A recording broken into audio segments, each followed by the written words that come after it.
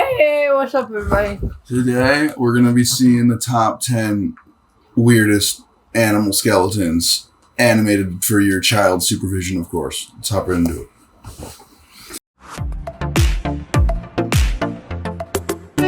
Damn, you know. Hey kids, as we all know, the evolution of species is an incredible process, driven by little more than the random chance that certain mutations may happen to provide a practical advantage in a creature's environment. And as a result, there's a lot of things out there that look super dumb once you strip back a few layers. Here's the top 10 worst animal skeletons of all time. So first and foremost, I'd like to settle a little debate I've been seeing floating around the past few weeks. Yes, penguins do, in fact, have knees, but in order to hide full-grown legs into one plump cylinder, you gotta have a little skeletal trickery on your side. You guys ever do wall sits in gym class or elsewhere? One of the most torturous exercises out there. I now feel even worse for penguins, because not only did they have to deal with living in a frigid black and white hellscape, the most hostile environment known to man second only to the vacuum of space, all the while constantly pursued by ravenous bloodthirsty sea dogs, but they're also secretly doing wall sits their entire life. Quick side note, in Mandarin, the word for penguin consists of the characters for business goose, which is fucking hilarious, like one day a goose put on a suit and said, "Today it is time to make a name for myself, honk." This next guy is known as Parsons chameleon, found in the more remote regions of Madagascar. Notice the fleshy protuberances around its nose area. Turns out, not fleshy, not even remotely fleshy, not even one flesh. Instead, it just has a skull forever frozen in time in the middle of exploding, like it sneezed right in the middle of God shaping it out of clay, and he was just like, whatever, it's a feature now. So for that, this rough-headed reptilian gets number 9. Normally I would have ranked it higher, but that's a dope tale, so he gets some pity points. Next is the pufferfish. So for most of my life, I've pictured pufferfish as just not having any bones. I know it doesn't really make sense, but neither does them turning into a balloon like a goddamn cartoon. Turns out, in their normal state, they actually look like this, and when they inflate, those concentric rings of spines slide outwards past one another to cover the full area, like the aperture of a camera lens expanding to cover the full frame of the fish. The sheer ingenuity of this design has shattered my childhood dream of real-life balloon animals, which has earned the pufferfish the number 8 spot on this list. Now, if you've gotten around a certain zoological circles, you've been shown this skull and been told, yes, that comes from the dwarf elephant. Oh, you've never seen one? That's because they're extinct. And that thing in the middle? Yes, nothing more than the nose hole to which the trunk connects. However, if you're a rational, free-thinking adult like me, you can look past the lies spoon-fed to you by Nat Geo and other liberal media outlets and see this for what it is.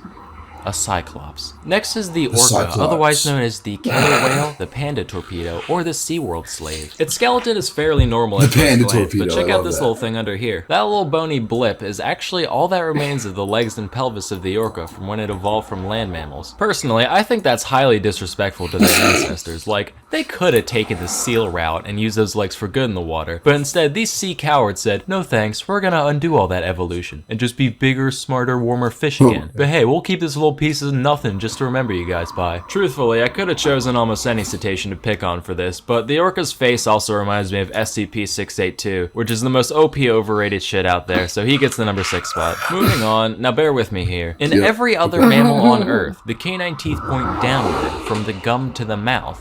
You know, like a tooth. But this guy, known as the Babirusa, said, and decided to have them grow up through the entirety of its fucking snoot and out the other end, which is the most nonsensical thing I've ever seen. Like, toenails out the front? How cliche. Let's make them go through the whole foot instead. Look, now I can kick good behind me. That's not all though. These tusks also keep growing for the creature's entire life, which isn't a problem in and of itself, right? Why Rodents, would they do keep that? Stuff What to wear function? them down. Alligators, they just let them fall out now and then. But the Babirusa's like, I'll just nut in a lady pig long before this becomes an issue. So if it lives long enough, the teeth can curve right on around and slowly bore into the thing's face, like built-in Chinese bamboo torture. And occasionally, they can end up actually piercing the skull and shish kebabbing the brain. Now, some people might say that this doesn't belong on this list, given that teeth aren't technically bones. And to those people, kids, we say, eat shit and die. Next, we have the octopus. The octopus skeleton is so bad that it doesn't even exist. Sure, they got this little thing in the middle, but that doesn't count, that's just chitin. And yeah, they can get in a jar or whatever, but at what cost?